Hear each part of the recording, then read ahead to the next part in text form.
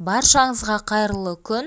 Бүгін сіздерге мак қосылған печеньенің рецептін ұсынамын. Менің арнама тіркеліп, лайк, комментарий қалдыруды ұмытпаңыз. Және де осы видеоны достарыңызбен бөлісуді сұраймын. Ең алдымен ыдысымызға 3 жұмыртқаны жарып салып, үстінен 200 грамм қант қосып, венчиктің немесе шанышқының көмегімен жақсылап араластыратын боламыз. 1 минут шамасындай араластырамыз, қантымыз ерей бастайды.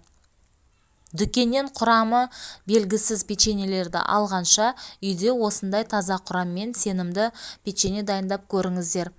Үстінен сұйық май қосамыз, 170 грамм сұйық май қостым. Оны да толық массаға араласып кеткенше жақсылап араластыратын боламыз. Достар, алдағы уақытта менің жаңада шыққан рецепттерімді өткізіп алмас үшін видеоның астында қоңырауша белгісі бар, сол қоңырауша белгісін басып қойыңыздар. Майымыз толығымен араласып болғаннан кейін 50-60 грамм шамасында мак қосатын боламыз. Мен 55 грамм мак қосатын боламын. Макты қосып, тағы да біркелкі етіп араластырып аламыз.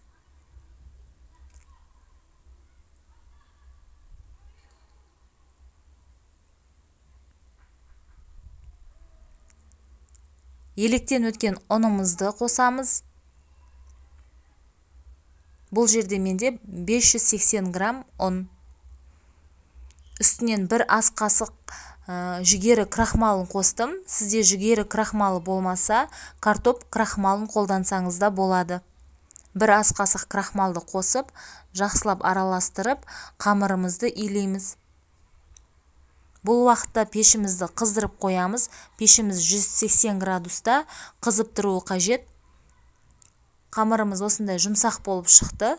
Енді пергамент қағазының үстінен печеньелерімізді формасына келтіріп орналастыратын боламыз.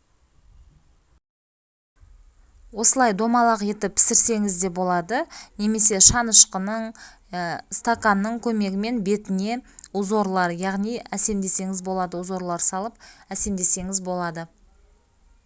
Мен стаканның көмегімен қазір бетіне өрнек түсіремін. 180 градуста қызып тұрған пеште 10 минут шамасында пісіп шығады.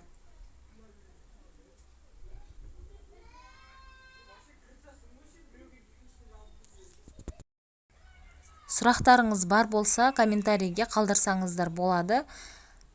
Видеоны соңына дейін қарағаныңыз үшін үлкен рахмет. Барлықтарыңызға ас болсын.